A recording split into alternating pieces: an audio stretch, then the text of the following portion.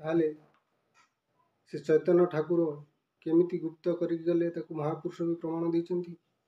केमिति कौन कहले महापुरुष कहले मोह जन्म ठारू अवतार हेला नदियार अवतार चैतन्य ठाकुर तिनी नाम देले गुप्त कले आउ तेर मोते आज्ञा देले अनादि गोस्वामी श्याम बीज भजिबाकू तिनी 13-16 नाम को रखिली देवी गुप्त भक्तंकु।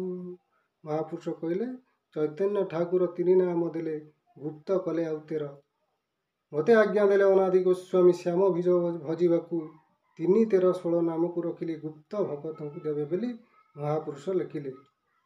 ताहले से गुप्त भक्त मानकू कली जुग शेष कलिकी अवतार होई महाप्रभु श्री जगन्नाथ 16 नाम अतिशयकर प्रचार प्रसार करिवे।